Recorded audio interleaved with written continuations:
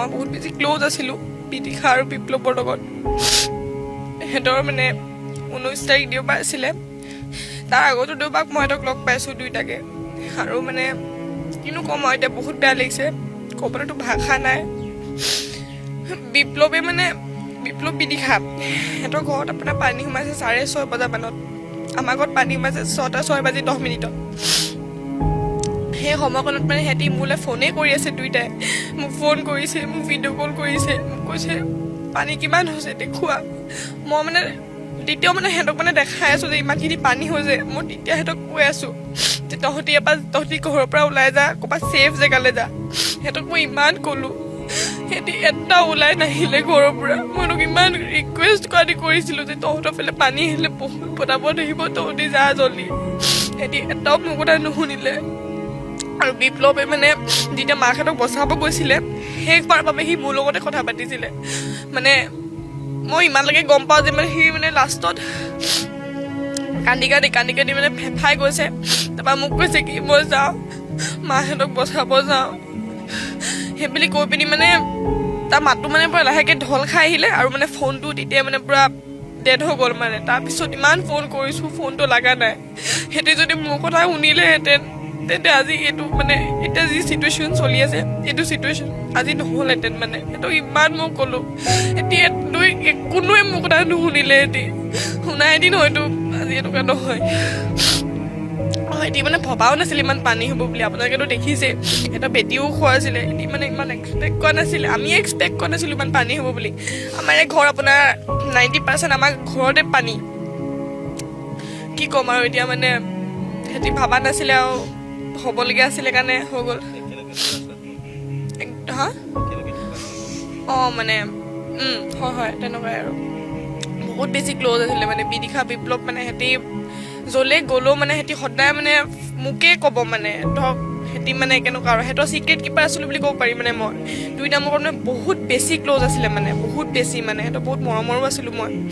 কিবা হ'লে মোলৈকে ফোন কৰিব তেনেকুৱা নিচিনা। আৰু মানে বিপ্লৱৰ লগতো মই এনি টাইম কথাই পাতি থাকোঁ। যোনটো বিদিশা তাইৰ লগতো মই এনি টাইম ভিডিঅ' কলতে থাকোঁ। মানে ইমানে মই সিহঁতৰ মৰমৰ আছিলোঁ, সিহঁতিও মোৰ বহুত মৰমৰ আছিলে। কিন্তু এতিয়া মানে নাই আৰু আমাৰ মাজত সিহঁতি আৰু লগ নাপাওঁ আৰু।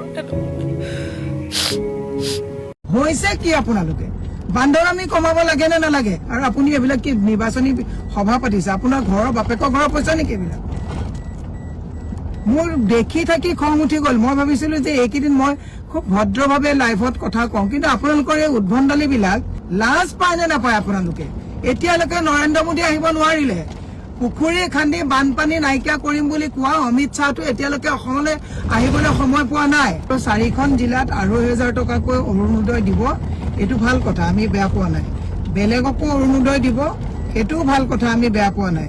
কিন্তু পঞ্চায়তে ৱাৰ্ডে মেলা পাতি যি 20-25 কোটি টকা আকৌ শ্ৰাদ্ধ কৰিব বিচাৰিছে পইচাৰ, ৰাইজৰ ৰাজহুৱা পইচাৰ, এই পইচাবিলাক কিয় চৰকাৰে ডাইৰেক্টলি শিৱসাগৰত নিদি কি এইবিলাক ধেমালি কৰি থাকিবলৈ আহিছে?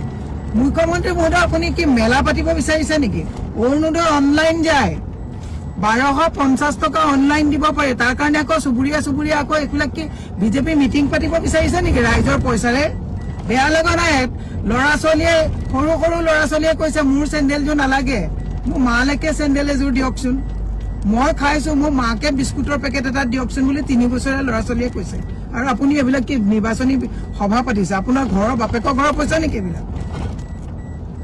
মোৰ দেখি থাকি খং উঠি গ'ল। মই ভাবিছিলো যে এইকেইদিন মই খুব ভদ্ৰভাৱে লাইভত কথা কওঁ, কিন্তু আপোনালোকৰ এই উদ্ভণ্ডালিবিলাক এতিয়া দেখিলো আপোনালোকে গোটেই পঞ্চায়তে 4খন জিলাক 2,500 টকা দিব, যেন বাপেকৰ ঘৰৰ পইচা দিব, আমাৰ কলকাতালৈ পইচা।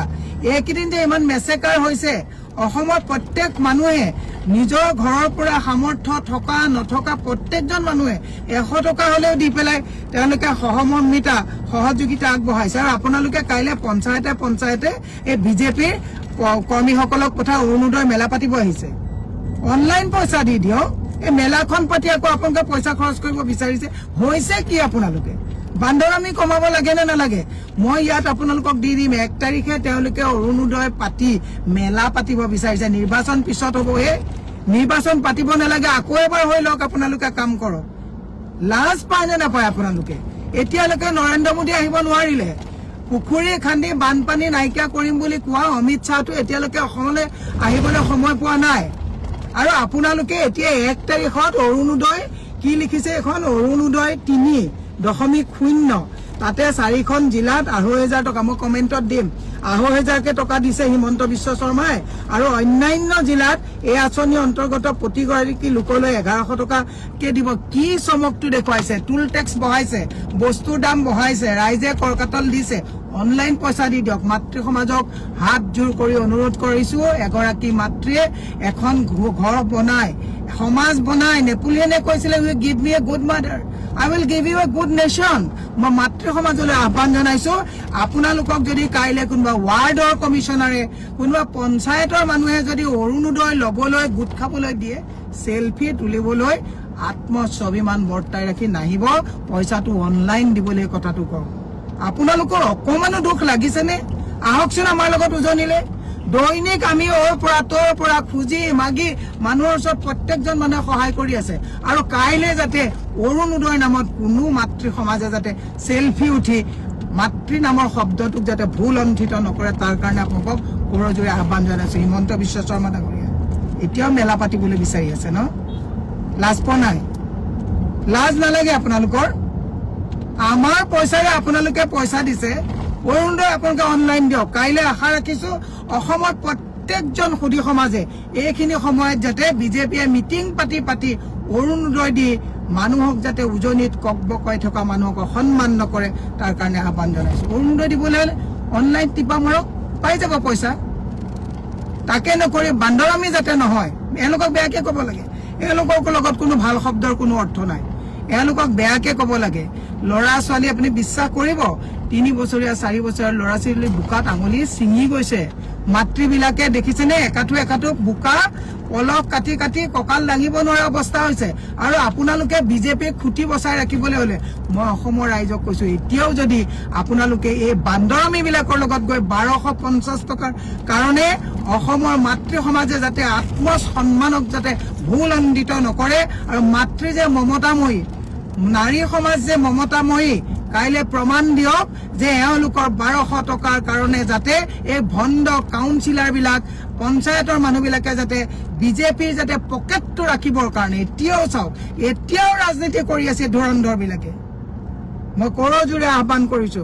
আৰু খঙাল নকৰিব হিমন্ত বিশ্ব শৰ্মা ডাঙৰীয়া 1 টকা আপোনাৰ ঘৰৰ পইচা দিয়া নাই আপুনি যে অৰুণোদয় দিব অৰুণোদয় লবলৈ অহা মানুহৰ কৰ কাটলৰ পইচা টুল টেক্স একেদিনত বহালে লাজ পোৱা নাই অৰুণোদয় দিয়ে তেওঁ সব অৰুণোদয় শিৱসাগৰলৈ আনক মানুহ মৰি গ'ল 1250 টকা বেলেগে 3 মাহ নাপালেও ইলেকশ্যনৰ 3 মাহ দিয়া নাছিলে নহয় তেতিয়া মানুহ মৰি গৈছিল নেকি এতিয়া অন্তত মই কৈছো আৰু 3 মাহৰ অৰুণোদয়ৰ পইচাও উজনিলৈ লৈ আহক উজনিত মানুহৰ ঘৰ চৰ থাকিবলৈ ব্যৱস্থা নাই ধুৰন্ধৰমি কৰিবলৈ জেগা পোৱা নাই হিমন্ত বিশ্ব শৰ্মাক কৈছো আপোনাৰ বেছি হৈছে আপোনাক একচুৱেলি অলপ ধৰিবই লাগে আপোনাক মই সেইকাৰণে সকলোকে আহ্বান জনাইছো পঞ্চায়তে ৱাৰ্ডে দিছপুৰ ইষ্ট গুৱাহাটী জালুকবাৰী যদি অলপো আপোনালোকৰ যদি মমতা আছে অলপো যদি মানুহৰ প্ৰতি হৃদয় আছে কাইলৈ অন্তত এই 1250 টকাৰ কাৰণে শাৰী পাতি নেযাব আপোনালোকে চৰকাৰক কৈ দিয়ক এই 1250 টকা এই 2 মাহৰ 1250 টকা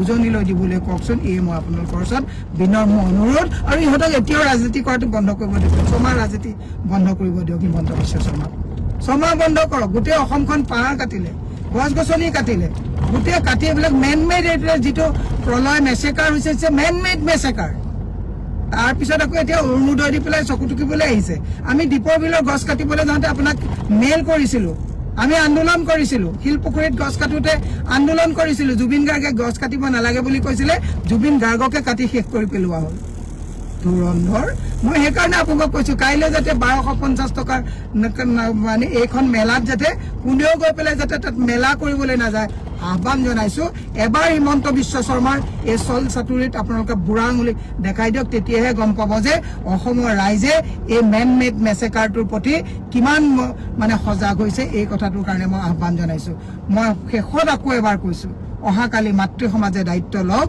যে হিমন্ত বিশ্ব শৰ্মা কাউন্সিলাৰ বিলাকে বা তেওঁ পঞ্চায়তৰ মানুহবিলাকে বা বিধায়কসকলে কাইলৈ যাতে অৰুণোদয় মেলাত যাতে মাতৃ সমাজক ঢাল হিচাপে ব্যৱহাৰ কৰি পেলাই যাতে উজনিৰ মানুহৰ মৃত্যুক যাতে উপহাস নকৰে তাৰ কাৰণে মই আপোনালোকক হাত জোৰ কৰি আহ্বান জনাইছোঁ। ধন্যবাদ। সকলো কুশলে থাকক।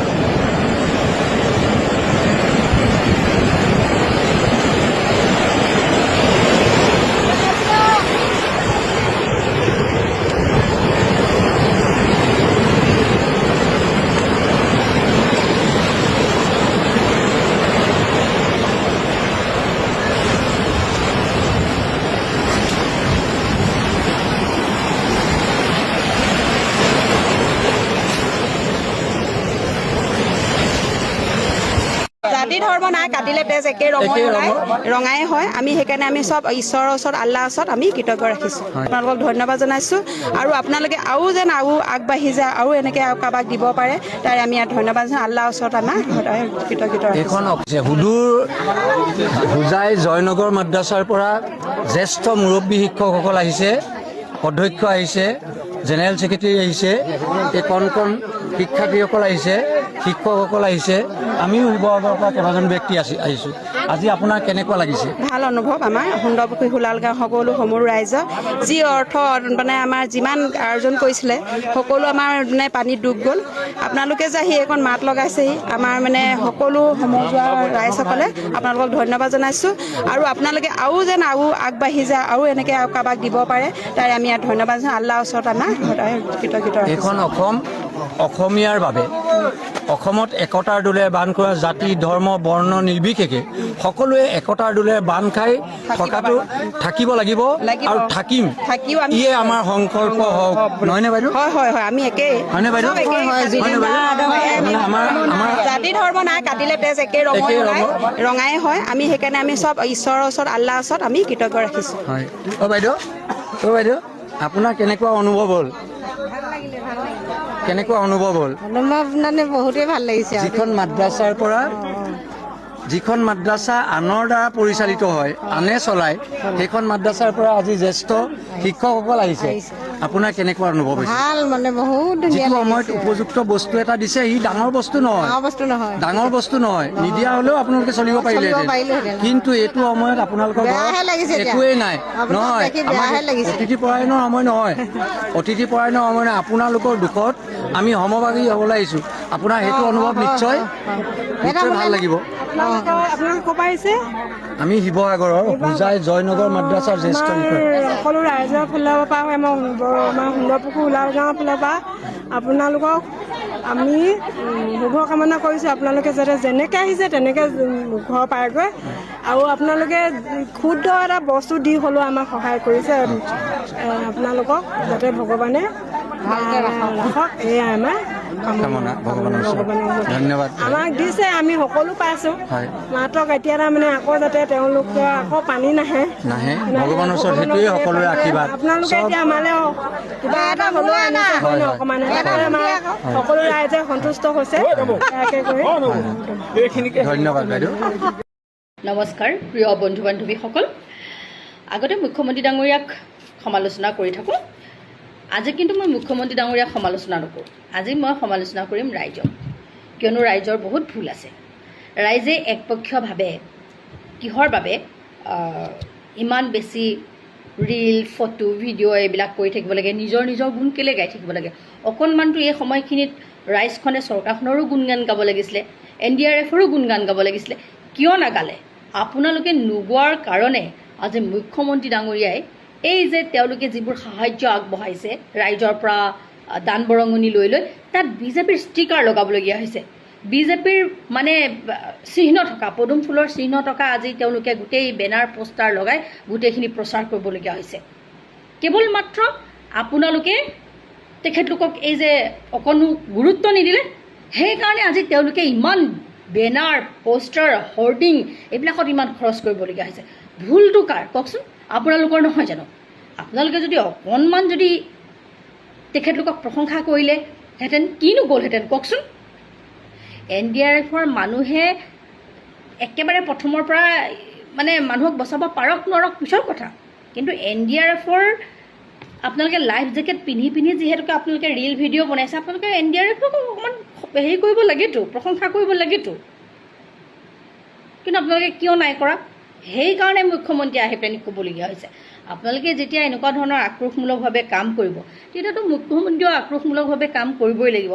সময় যিয়ে নহওক, সি বানপানীৰ সময়ে হওক, তাত হাজাৰ মানুহ মৰি যাওক, লাহে কথা নাই, কিন্তু আমাৰ মুখ্যমন্ত্ৰী ডাঙৰীয়াই এইবিলাক আক্ৰোশ আমি এইবিলাক ভাল নাপায়। সেইকাৰণে তেওঁ লগে উত্তৰ দি যায় আৰু দি যাবলৈ চেষ্টা কৰিছে। সেইকাৰণে তেখেতে ইমান বেনাৰ পোষ্টাৰ হৰ্ডিং আজি দিবলৈ বাধ্য হৈছে। তাৰ বাবে দায়ী কোন? আপোনালোকে অকণমান মৰম কৰিব নোৱাৰেনে বাৰু? ইমান ধুনীয়াকৈ তাত পীযুষ হতেও বোলে কাম কৰি আছে, আপোনালোকে অকণো পীযুষ হতক গুৰুত্ব দিয়া নাই, খালি এজনক লৈ আপোনালোকে ৰীল ভিডিঅ' বনাই আছে। তেখেতৰ যথেষ্ট মানে আক্ষেপ আছে, থাকিব, নিশ্চয় থাকিব। তেখেতলোকৰ এই আক্ষেপৰ মাজতে আমি এটা কথা কওঁ, আমাৰ কংগ্ৰেছ দলে প্ৰত্যেকজন কংগ্ৰেছ কৰ্মীৰ পৰা ধৰি বিধায়কলৈকে সাংসদলৈকে প্ৰত্যেকেই এই মহা বিপদৰ সময়খিনিত আৰ্থিক অনুদান আগবঢ়াইছে, প্ৰত্যেকেই কাম কৰি আছে। সকলোৱে এই 3খন জিলালৈ যি বান সাহায্য দিব লাগে পঠিয়াই আছে। কিন্তু আমাক কোৱা হৈছে যে বহুত বেছি প্ৰচাৰ কৰিব নালাগে, উপযুক্ত লোকসকলৰ হাতত উপযুক্তভাৱে আমি সহায় কৰিব পৰাটোৱে আমাৰ কাৰণে ডাঙৰ কাম। বেছি ৰীল ভিডিঅ' বনাই এইবিলাক সময়ত এনেকুৱা কৰিব নালাগে। আপোনালোকে জানেই কংগ্ৰেছ দলটোৱে আগৰ পৰাই ঢাক ঢোল নবজোৱাকৈ কাম কৰে। উপযুক্ত যিখিনি কাম কৰিব লাগে সেইখিনি কৰি যায়, তেওঁলোকে ঢাক ঢোল নবজায়। গতিকে পাৰ্থক্যবোৰ আপোনালোকে লক্ষ্য কৰিব যে কোনে কেনেদৰে কাম কৰি আছে। আমি দেখিছোঁ বহুতে কাম কৰি আছে, অখিল গগৈয়েও কাম কৰি আছে, সকলোৱে হিয়া উজৰি কাম কৰি আছে। আচলতে যিসকলে পাৰে, যিয়ে যিমান দিব লাগে, যিয়ে যিমান পাৰে, কিন্তু তাৰ মাজতো মুখ্যমন্ত্ৰী ডাঙৰীয়াই যেনেধৰণেৰে মানে আক্ৰোশমূলকভাৱে এই গোটেই কথাকেইটা ক'লে, আমি তেখেতৰ মনোবেদনা বুজি পাইছোঁ আৰু সেয়েহে ৰাইজক কৈছোঁ, হয় অকণমান সহায় কৰি দিব। তেখেতে সকলো কথা গম পায় যে নাগালেণ্ডৰ পৰা এনেকুৱা এটা ঘটনা হ'ব, 3খন জিলাত প্ৰভাৱ পৰিব, কিন্তু তথাপিতো তেখেতে কিন্তু সকলোকে আগজাননীৰ জৰিয়তে আগজাননী দিয়া আমি দেখা নাপালোঁ। যিমানখিনি হয়তো ক্ষতি হৈছে তাতকৈ হয়তো কম ক্ষতি হ'লহেঁতেন, কিন্তু কিহৰ বাবে নোৱাৰিলে আমি নাজানো। আৰু আনফালে তেওঁ কিন্তু এজন সৰবজান মুখ্যমন্ত্ৰীও হয়। আৰু ইমান কথা গম পায়ো NDRFৰ হাতত যিমানখিনি উপযুক্ত নাও থাকিব লাগিছিলে সেই নাওখিনি নথকাৰ বাবে বহু লোকক বচাব পৰা নগ'লে। এই কথাখিনিও আমি পাহৰা নাই।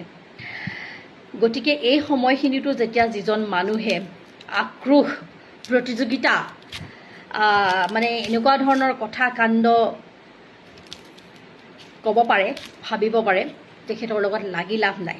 সেইকাৰণে মই ভাবোঁ মুখ্যমন্ত্ৰীৰ গাত দুখ নাই, দুখটো পাব্লিকৰ গাত আছে। ধন্যবাদ। অসম চৰকাৰলৈ মোৰ আন এটা মুকলি প্ৰশ্ন, আপোনালোকে ইমান দেৰিকৈ বানাক্ৰান্ত ৰাইজৰ কাষলৈ গৈছে সহায় কৰিবলৈ, কিন্তু সহায় কৰিবলৈ আৰম্ভ কৰোঁতে আপোনালোকে গোটেই গুৱাহাটীখনত পোষ্টাৰ লগাই নিজৰ প্ৰমোচনহে দেখোন বেছিকৈ কৰিছে। আৰু যিমানবোৰ আপোনালোকে সাহায্য দিছে সকলোতে বিজেপি ষ্টিকাৰ। আপোনালোকে এয়া ৰাইজক নিস্বাৰ্থভাৱে সহায় কৰিছেনে? পোষ্টাৰ লগাওঁতে আপোনালোকৰ যিমান পইচা খৰচ হ'ল সেই গোটেই পইচাখিনিয়ে 20 ঘৰমান মানুহক আপোনালোকে জীয়াই তুলিব পাৰিলেহেঁতেন। আৰু লগতে পোষ্টাৰ লগাবলৈ আপোনালোকে যিমানখিনি মানুহ ব্যৱহাৰ কৰিছে সেই গোটেই মানুহখিনি যদি বানাক্ৰান্ত ৰাইজক সহায় কৰিবলৈ আপোনালোকে ব্যৱহাৰ কৰে তেতিয়াহ'লে কিমান ভাল হ'ব। আৰু আপোনালোকে দেখোন কেইদিনমান আগত নিজে নিয়ম উলিয়াইছিলে যে চৰকাৰী ৱালত আৰু খুঁটাত কোনো পোষ্টাৰ লগাব নোৱাৰিব আৰু পোষ্টাৰ লগালে আমি জৰিমনা ভৰিব লাগিব। এতিয়া আপোনালোকে লগোৱা পোষ্টাৰ বিলাকৰ কাৰণে জৰিমনা কোনে ভৰিব? আপোনালোকে ভৰিবনে? মোদী অমিত শ্বাহ এইবিলাকৰ দেখোন এতিয়ালৈকে কোনো খা খবৰে নাই, এটা টুইটো নাই। ইলেকশ্যন হলে একদম সপ্তাহত 2-3বাৰকৈ আহিব। নীলিমে অসমলৈ মোদী অহাৰ দাবী জনাই এখন ছবি আঁকিলে, আপোনালোকে সেইখনো মোহাৰি পেলালে। এয়া আচলতে শাসন নে শোষণ? আপোনালোকে কোৱাৰ দৰে ছবিয়ে যেনেকৈ ৱাল ধ্বংস কৰে তেনেকৈ আপোনালোকৰ অন্ধভক্ত বিলাকৰ চিন্তাই কিন্তু গোটেই দেশ ধ্বংস কৰি গৈ আছে। যিখন চৰকাৰে ডাঙৰ ডাঙৰ প্ৰতিবাদবোৰ হলে হাজাৰ হাজাৰ লাখ লাখ মানুহ কণ্ট্ৰল কৰিব পাৰে, আমি কা আন্দোলনত দেখি আহিছো, সেইখন চৰকাৰে আকৌ আমাক কয় যে মোদী আহিলে তেওঁলোকে কণ্ট্ৰল কৰিব নোৱাৰিব। উত্তৰাখণ্ড আৰু পঞ্জাৱত বানপানী হওঁতে যে প্ৰধানমন্ত্ৰী দৌৰ মাৰি গৈছিল, তাৰ মুখ্যমন্ত্ৰীয়ে কেনেকৈ মেনেজ কৰিছিল? আপুনি যে নোৱাৰে, কাম কৰে 20 টকাৰ, কথা কয় 80 টকাৰ, এনেকে নহব নহয়। আপোনালোকে ভালকৈ কাম কৰক, ভালকে কাম কৰিলে আপোনালোকক ৰাইজে নিজে প্ৰমোচন কৰিব। আপোনালোকৰ মাজতে 2-এজন এনেকুৱা MLA আছে যিয়ে প্ৰমোচন নোহোৱাকৈ জিকিছে ৰাইজৰ কাম কৰি। কালি শিৱসাগৰ 2জন মন্ত্ৰীয়ে কঠীয়া সিঁচাক লৈ বহুতে তুচ্ছ তাচ্ছিল্য কৰিছে, মই কিন্তু তাত এটা পজিটিভ চাইড দেখা পাইছো। মন্ত্ৰী দুগৰাকীয়ে কঠীয়া সিঁচাৰ মাধ্যমেৰে ৰাইজলৈ এটা পজিটিভ বাৰ্তা প্ৰেৰণ কৰিছে যে আপোনালোকে জীৱনটো নতুনকৈ আৰম্ভ কৰক, নতুনকৈ খেতি কৰক, আমি লগত আছো। শিৱসাগৰ যোৰহাট আকৌ আগৰ নিচিনা নোহোৱালৈকে আপোনালোকে নিখুঁতভাৱে কাম কৰক। আপোনালোকে কি কৰিব সেয়া মোৰ নজৰতো থাকিব, ৰাইজৰ নজৰতো থাকিব, গতিকে সাৱধান। কিয় নিৰ্দিষ্ট সময়ৰ মূৰে মূৰে চৰকাৰ সলনি কৰি থাকিব লাগে বুজিলে নহয়? কংগ্ৰেছৰ কথাই কলো। এই যে সাংঘাতিক বানপানী হ'ল, বিধ্বস্ত হ'ল যে উজনি, আমি প্ৰত্যেকে কৈ আছো বিজেপিৰ কেন্দ্ৰীয় নেতৃত্ব অহা নাই, গৃহমন্ত্ৰী অহা নাই, প্ৰধানমন্ত্ৰী অহা নাই, ধিক্কাৰ দিছো। কিন্তু কংগ্ৰেছৰ কোনজন কেন্দ্ৰীয় নেতা আজিলৈকে আহিল? আৰু মন কৰক, যদি নিৰ্বাচনৰ বতৰ হলহেঁতেন, এই ঘটনাটো যদি নিৰ্বাচনৰ আগে আগে হলহেঁতেন, সকলোবোৰ নেতা কৰ্মী উবুৰি খাই পৰিলহেঁতেন। এয়াই চৰম সত্য। সেইকাৰণে আমি কওঁ, এখন চৰকাৰক নিৰ্দিষ্ট সময়ৰ মূৰে মূৰে সলনি কৰি থাকিব লাগে, নহলে এইসকল জনপ্ৰতিনিধি নহয় অসমৰ মালিক হবলৈ যায়। এওঁলোকে নিজকে মন্ত্ৰী বিধায়ক নহয়, অসমৰ স্বয়ম্ভূ মালিক হিচাপে ভাবে। অসমৰ প্ৰতিগৰাকী লোকেই উজনিৰ বানকৈ চিন্তিত, দুখ প্ৰকাশ কৰিছে, সহমৰ্মিতা প্ৰকাশ কৰিছে, সহযোগিতা আগবঢ়াইছে, প্ৰত্যেকেই উবুৰি খাই পৰিছে কিবা অকমান হলেও সাহায্য প্ৰদান কৰিবৰ কাৰণে। কিন্তু এইসকলে কি কৰিছে? এই ৰাজনৈতিক দলসকলে কেৱল ইটোৱে সিটোক বোকা ছটিয়াই আছে। আমি আগতেই কৈছো, বিজেপিয়ে কি কৰিছে দেখিলো। নিৰ্বাচনৰ পূৰ্বে প্ৰতিগৰাকী কেন্দ্ৰীয় মন্ত্ৰী ভৰি পৰা অসমত বানৰ সময়ত নাই, তাক লৈ আমি ধিক্কাৰ জনাইছো। কিয় অহা নাই, অহাৰ প্ৰয়োজনীয়তা কিয় অনুভৱ কৰা নাই, সেই কথাখিনি আমি অনুধাৱন কৰিব পাৰিছো নে নাই, সেয়াহে গুৰুত্বপূৰ্ণ কথা। আনহাতে মন কৰক, কংগ্ৰেছৰ গৌৰৱ গগৈ ৰাষ্ট্ৰীয় এগৰাকী নেতা, তেখেত বিৰোধী উপদলপতি। ইচ্ছা কৰা হলে এই বানাক্ৰান্ত ৰাইজক সহায় কৰিবৰ কাৰণে তেখেতে সৰ্বভাৰতীয় পৰ্যায়ত এক বিশেষ কেম্পেইন কৰিব পাৰিলেহেঁতেন। কংগ্ৰেছ শাসিত ৰাজ্যসমূহৰ মুখ্যমন্ত্ৰীৰ লগত কথা পাতি বৃহৎ পৰিমাণৰ সাহায্য প্ৰদান কৰিব পাৰিলেহেঁতেন উজনিৰ বান বিধ্বস্ত 3 জিলাত, কিন্তু কৰা দেখিলেনে? আশ্চৰ্যকৰ কথা, ভাৰতবৰ্ষৰ আটাইতকৈ ধনী মুখ্যমন্ত্ৰীজন হল কংগ্ৰেছ দলৰ। কৰ্ণাটকৰ মুখ্যমন্ত্ৰী DK শিৱকুমাৰ ভাৰতবৰ্ষৰ আটাইতকৈ ধনী মুখ্যমন্ত্ৰী। তেওঁৰ পৰাতো কিছু কোটি টকা সাহায্য হিচাপে আনিব পাৰিলেহেঁতেন, নানে। এই কাৰণে নানে, এওঁলোকৰ কোনো কামত নাহে। নিৰ্বাচনৰ আগত হোৱা হলে আনিলেহেঁতেন, তেতিয়া সকলোৱে বানাক্ৰান্তৰ কাষত গৈ কান্দিলেহেঁতেন, টকা বিলালেহেঁতেন। কিন্তু এতিয়া কি যুক্তিত, কি স্বাৰ্থত, কিয় এই কামবোৰ কৰিব ভাবক। আৰু যেতিয়া এটা ৰাজনৈতিক দলে সুদীৰ্ঘ দিন শাসন কৰাৰ সময় পায়, তেওঁলোকৰ চাল চলন স্বভাৱ চৰিত্ৰ সকলোবোৰ সলনি হৈ পৰে। তেওঁলোকে নিজকে ৰাজ্যখনৰ মালিক হিচাপে ভাবিবলৈ আৰম্ভ কৰে, আৰু সেইবাবে মনলৈ যি আহে তাকে কৰে। নিজেই চাওক, এই দুখৰ দিনতো ভাৰতীয় জনতা পাৰ্টীৰ এই আমাৰ চৰকাৰখনে অৰুণোদয় আঁচনি প্ৰদানৰ কাৰণে জিল্লাই জিল্লাই বিভিন্ন ধৰণৰ অনুষ্ঠানৰ আয়োজন কৰিছে। আৰু প্ৰতি জিলাত অৰ্থাৎ সমগ্ৰ অসমত এই অনুষ্ঠান আয়োজন কৰাৰ কাৰণে কেইকোটিমান টকা নিশ্চয় খৰচ হৈছে। গতিকে সেই টকাখিনি আয় কৰি তেওঁলোকে বানাক্ৰান্তক সাহায্য হিচাপে দিব পাৰিলেহেঁতেন, কিন্তু নকৰে। কিয় নকৰে? কাৰণ তেওঁলোকৰ মূল লক্ষ্য হল ভোটবিলাক ঠিকে ঠাকে ৰাখিব লাগিব। এতিয়া চাওক, এইখিনি সময়ত প্ৰধানমন্ত্ৰী কিয় অসমলৈ আহিব নোৱাৰে? মাননীয় মুখ্যমন্ত্ৰী ডক্টৰ হিমন্ত বিশ্ব শৰ্মা ডাঙৰীয়াই কৈছে, মানে প্ৰশাসন ব্যস্ত থাকিব লাগিব 3 দিনমান আগৰ পৰা। এইটো কিবা কাৰণ হ'ব পাৰে নেকি? এয়া কেৱল অজুহাত, আৰু এই অজুহাত এওঁলোকে এই কাৰণে দিছে, সাহস পাইছে, লাই পাইছে।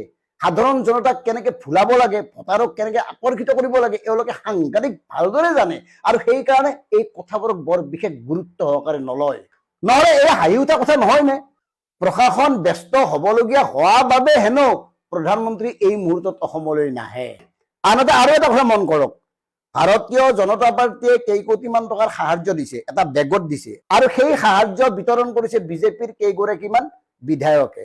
তাকে লৈ কংগ্ৰেছে টিপ্পনী মাৰিছে, এয়া হেনো প্ৰচাৰ। আৰু সেই প্ৰচাৰ কিয় নকৰিব?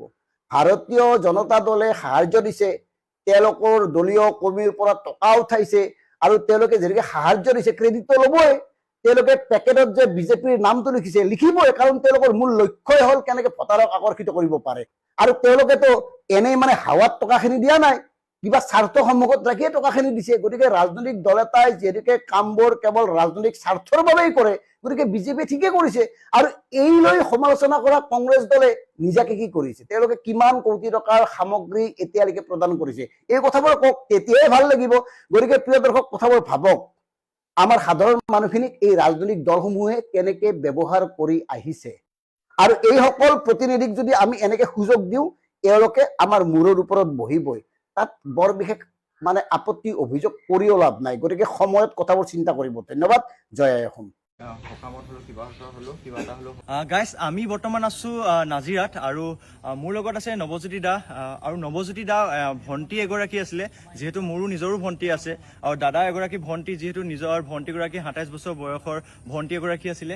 আৰু তেখেতলোকৰ ঘৰটো হৈছে এইটো, আৰু তেখেতলোকৰ ঘৰটো মানে যেতিয়া মানে সেইটো পানী লেভেলটো দেখিছে, মানে আপোনালোকে কেনেকুৱা এটা লেভেলত পানী হৈছিলে। আৰু তেখেতলোকৰ যেতিয়া পানী ইমানখিনি হৈছিলে, ইমানখিনি হৈ থাকোঁতে তেখেতলোকে ভাবিলে কি পানী যিহেতু বাঢ়ি আছে, তো আমি বাচিবৰ কাৰণে বেলেগ এটা ঠাইলৈ যাওঁ। তো সেই তেনেকে ভাবি কিনে তেখেতলোকে ঘৰৰ পৰা ওলাই আহিছিলে, আৰু ওলাই অহা সময়তে ইমানখিনি পানী, আৰু ইমানখিনি পানী যেতিয়া গৈ আছিলে তেখেতলোকে, তেতিয়াই ভণ্টিগৰাকী এই ঠাইডোখৰত শ্লিপ হৈ গ'ল। আৰু অত্যন্ত হুট বুলি কৈছে, বহুত বেছি হুট আছিলে, আৰু এইডোখৰ জেগাতে শ্লিপ হৈ গ'ল। শ্লিপ হৈ যোৱাৰ পাছতে তাই তেনেকে গুচি গ'লগে, আৰু গুচি যোৱাৰ পাছতে দাদাই যিহেতু এইটো টাইমত পানী হুট কিমান বেছি আছিলে, লগালগ দাদাই তাইক বচাবৰ কাৰণে গৈছিলে, আৰু বচাব যাওঁতে তেখেতৰ মানে এনেকুৱা এটা পাকনি মাৰিলে দুইজনকে দুফালে ঠেলি দিলে, আৰু ঠেলি দিয়াৰ কাৰণে লগালগ দুইগৰাকী ইফালে সিফালে গুচি গ'ল। তাকে ৰাতি টাইম হয়, 7টামান বাজিছিলে ন, 7:30, আৰু ৰাতি 8:30 বজাত 7:30 তেনেকুৱা টাইমত কিমান আন্ধাৰ হৈ থাকে, আৰু তেনেকুৱা এখন টাইমতে মানে এইটো ঘটনাটো ঘটিছে। দাদাই যিহেতু, আৰু ভণ্টিয়ে কি মোবাইল লাইট লৈ আছিলে, আপুনি কৈ দিয়কচোন, মোবাইল লাইটটো লৈ ফ্লেছটো দেখুৱাই তাই গৈ আছে। ফ্লেছটো জাষ্ট ফ্লেছ ইয়াত দেখুৱাইছে, দাদা চিঞৰিছে, জয়ন্তী দা বুলিব। তো হৈ মই যেতিয়া জাষ্ট নেক্সট উঠিছো, মই 4-5 মিনিটত তলতে সোমাই আছো, ওপৰলৈ তললৈ কৰি আছো, তেতিয়া তাতে যুঁজি আছে, পাকনি মাৰি আছে, পাকনি ঘূৰি আছে, দাদা কৈ চিঞৰি আছে। লাষ্ট তাই যেতিয়া মই উঠিছো মাথা উলিয়াই, তাই বহুত দূৰ পালেগৈ, এইডোখৰ পালেগৈ, বহুত দূৰ। তো মই জানো যে মই তাই নোৱাৰোগে, আৰু দাদাই মানে হাতখন ধৰিবলৈ নাপালেগে, তেতিয়াই মানে ভণ্টিগৰাকী যিহেতু বহুত আগবাঢ়ি গুচি গ'ল, আৰু ভণ্টিয়ে বহুত চিঞৰিছিলে নিজৰ জীৱনটো বচাবৰ কাৰণে, আৰু দাদা যিমান চিঞৰিছিলে, লাইটলৈকে দেখাইছিলে যাতে দেখা পায়, কিন্তু নোৱাৰিলে। ভগৱানে লৈ যাবলৈ বিচাৰিছিলে, লৈ গুচি গ'লগে। আৰু যিহেতু এনেকুৱা পাগল বান এটা আহিলে হঠাতে, যিহেতু সকলোৰে ঘৰ দুৱাৰ ভাঙি লৈ গ'ল, গৰু ছাগলী লৈ গ'ল, লগতে মানুহক এনেকে লৈ গুচি গ'ল, চবতকৈ বেছি দুখ লগা ঘটনা। আৰু দাদাহঁতৰ ঘৰত আহিছিলোঁ আজি, আৰু যদি কোনোবাই সঁহাৰি কৰিব বিচাৰে, তেতিয়াহ'লে মই এইকাৰণে আহিছোঁ, যাতে কোনোবাই সহযোগ কৰিব বিচাৰে, তাতে দাদাহঁতৰ ঘৰত যদি কোনোবাই সহায় কৰিব বিচাৰে আহিব পাৰে। আৰু ইয়াতে আছে দাদা, এড্ৰেছটো ক'ব নেকি? নাজিৰা ৰজাপুৰ দৌৰা গাঁও, ডিষ্ট্ৰিক্ট শিৱসাগৰ। সকলোলৈকে নমস্কাৰ জনাই দুটামান অনুৰোধ ৰাখি মই এই ভিডিঅ'টো প্ৰস্তুত কৰিছোঁ। শিৱসাগৰৰ যি মহাপ্ৰলয়, যি বিপৰ্যস্ত সময়, এই সময়খিনিত অসমৰ ইমূৰৰ পৰা সিমূৰলৈ আহি বিভিন্ন ব্যক্তিয়ে থিয় দিছেহি। এই সময়ত শিৱসাগৰবাসীক অকলশৰীয়া হ'বলৈ হয়তো কোনেও দিয়া নাই। শিৱসাগৰ যিহেতু অসমৰ স্বাভিমান, এতিয়া কেৱল অসমৰে নহয়, অসমৰ বাহিৰৰ বিভিন্ন প্ৰান্তৰ সদাশয় ব্যক্তিসকল আহি শিৱসাগৰবাসীৰ ওচৰত থিয় দিছে। মই আপোনালোকক এটা অনুৰোধ ৰাখিব খুজিছোঁ। যোৱা দুদিনৰ পৰা আমি দেখিছোঁ, কেইবাজনো ব্যক্তিৰ ফেচবুক পেজত আমি দেখিছোঁ, কিছুমান থলুৱা দোকানীৰ ওচৰলৈ গৈ কেইবাজনো যুৱকে তেওঁলোকৰ কিছুমান বস্তু বিচাৰি তেওঁলোকক ডকা হকা দিছে, বা বিভিন্ন ধৰণৰ গালি গালাজ কৰিছে, বা বিভিন্ন ধৰণৰ ভিডিঅ' প্ৰস্তুত কৰি সামাজিক মাধ্যমত এৰি দিছে। আচলতে এই থলুৱা দোকানীসকলৰ যি অৱস্থা, সেই অৱস্থা সেই দোকানীসকলেহে জানে। তেওঁলোকে বিভিন্ন সময়ত বিভিন্ন দল সংগঠনক যিমান পাৰে যেনেকৈ পাৰে সহায় কৰিছে। এনেকুৱা নহয় যে দিনটোত এটা দলহে বা এটা সংগঠনহে আহি তেওঁলোকক বিচাৰিছেহি। তেওঁলোকে নিজাববীয়াকৈ যিখিনি পাৰে দিছে, যে যাৰ যিমান ক্ষমতা আছে, আৰু বিভিন্ন দল সংগঠনকো অলপ অলপ দিব লগা হৈছে। কিমান দিব? তেওঁলোকৰ অৱস্থা নিজৰে শোচনীয়। কথাটো মই ক'ব নালাগে যদিও কওঁ, এতিয়া বিভিন্ন ধৰণৰ অনলাইন মাৰ্কেটিং অহাৰ পৰা আৰু বিভিন্ন ধৰণৰ ডাঙৰ ডাঙৰ বজাৰবোৰ যেতিয়া আহি গ'ল, বিশালকে হওক, ট্ৰেণ্ডে হওক বা বিভিন্ন ধৰণৰ বিগ বজাৰকে হওক, সেই ডাঙৰ ডাঙৰ মাৰ্কেটবোৰ আহি যোৱাৰ পাছত থলুৱা দোকানীবিলাকৰ অৱস্থা নিজৰে চলিবলৈ অসুবিধা হোৱাৰ নিচিনা হয়। তেওঁলোকে দোকানৰ ঘৰৰ ভাড়া দিব লাগে, তেওঁলোকৰ কৰ্মচাৰী থাকে, তেওঁলোকক দৰমহা দিব লাগে, নিজৰ ঘৰখন চলাব লাগে। বিভিন্ন দোকানীৰ লগত বিভিন্ন সময়ত কথা পাতিছোঁ, বহুতে কয় বৰ খুব দুখ লাগে সেই কথাখিনি ভাবি। তেনেস্থলত তেওঁলোকক গৈ ডকা হকা দিয়া বা তেওঁলোকে যদি দিব নোৱাৰো বুলি কয়, সেই কথাবিলাক আকৌ সামাজিক মাধ্যমত ভিডিঅ' আকাৰে প্ৰস্তুত কৰা, এই আচলতে কোনো যুক্তিগত কথা নহয়। আমি কাৰোবাক সহায় কৰিবলৈ গৈ কাৰোবাক আচলতে মাধ মাৰি দিয়াটো জানো ভাল কথা হ'ব? সহায় বিভিন্ন ধৰণে কৰিব পাৰি। শিৱসাগৰবাসীৰ ওচৰত সকলো থিয় দিছে, কেৱল যে আমি চাউল দালি বা কিবা কেইটামান বস্তুৱে লৈ যাব লাগিব তেনেকুৱা কথা নাই। আমি দেখিছোঁ বিভিন্ন প্ৰান্তৰ পৰা বিভিন্ন যুৱক আহি তেওঁলোকে শাৰীৰিক শ্ৰম আগবঢ়াইছে। এই সময়ত কিন্তু শাৰীৰিক শ্ৰম আগবঢ়োৱাটো এটা যথেষ্ট ডাঙৰ কথা। সেইকাৰণে আমি বিভিন্ন ধৰণে তেওঁলোকক এতিয়া সহায় কৰিব পাৰোঁ। মই সেই যুৱকসকলৰ প্ৰতি অনুৰোধ ৰাখিছোঁ, হয় তেওঁলোকৰো উপায় নাই, তেওঁলোকেও নিজৰ ফালৰ পৰা ক'ৰ পৰা দিব, কাৰোবাৰ পৰা সহায়ে ল'ব লাগিব, সেইটো সঁচা কথা। কিন্তু আমি কাৰোবাক সহায় কৰিবলৈ যাওঁতে, কাৰোবাৰ পৰা সহায় বিচাৰিবলৈ যাওঁতে সেই মানুহখিনিৰ যাতে অৱস্থা বেয়া হৈ নাযায়, সেইখিনি কথাও আমি অনুভৱ কৰিব পাৰিব লাগিব। আমি এতিয়া দেখিছোঁ, এতিয়া ডাঙৰ ডাঙৰ যিবিলাক বজাৰ আছে, মানে মাৰ্কেট আছে, তেওঁলোককতো আমি বিচাৰি যাবলৈ আমি সাহস কৰিব পৰা নাই। আমি অনলাইন মাৰ্কেটিং কৰিছোঁ, এই সময়ত অনলাইন মাৰ্কেটিংবিলাকেতো আমাক আহি সহায় কৰা নাই। বা থলুৱা দোকানীবিলাকে তেওঁলোকে নিজেনো পায় কেইটকা? তেওঁলোকৰ ওচৰত আচলতে আমাৰ মানুহ বজাৰ কৰিবলৈ নাযায়েই, খুব কম মানুহে থলুৱা দোকানীৰ পৰা বজাৰ সমাৰ কৰে। কিন্তু তেওঁলোকে প্ৰত্যেক মুহূৰ্ততে ডাঙৰ ডাঙৰ এটা এমাউণ্ট ভৰি থাকিবলগীয়া হয়। এই কথাবোৰ কিন্তু ভাবিব লাগিব, তেওঁলোকৰ পৰিয়াল আছে, তেওঁলোকৰ কৰ্মচাৰী আছে। সেইকাৰণে সকলোকে অনুৰোধ জনাইছোঁ, কাৰোবাক সহায় কৰিবলৈ যাওঁতে কিন্তু কাৰোবাক আমি মাধৰ মাৰটো সোধালেও নহ'ব। যিমান পাৰি যেনেকৈ পাৰি আমি শাৰীৰিক শ্ৰম বা বেলেগ ধৰণৰ কিছুমান ব্যৱস্থাৰে আমি সহায় কৰিবলৈ আচলতে পাৰোঁ। বা আপোনালোকে যে সহায় কৰাৰ যে মনটো মেলিছে, সেইটো আটাইতকৈ ডাঙৰ কথা। যিসকল যুৱকে সহায় কৰিবলৈ মন মেলিছে কিন্তু পৰা নাই, সেই মন মেলাটো জানো এটা ডাঙৰ সহায় নহয় জানো? সকলোৰে সামৰ্থ্য নাথাকিব পাৰে। সেইকাৰণে মই এই অনুৰোধ ৰাখি আপোনালোকৰ সন্মুখত এই কথাখিনি ক'লোঁ। হয়তো মোৰ ভুল হ'ব পাৰে, যিখিনি দেখিছোঁ, যিখিনি অনুভৱ কৰিছোঁ, বিভিন্ন সময়ত বিভিন্নজনৰ লগত কথা বতৰা পাতিছোঁ, এইবিলাক দেখি অনুভৱ কৰাৰ কথাখিনি আপোনালোকৰ সন্মুখলৈ আগবঢ়াই দিলোঁ।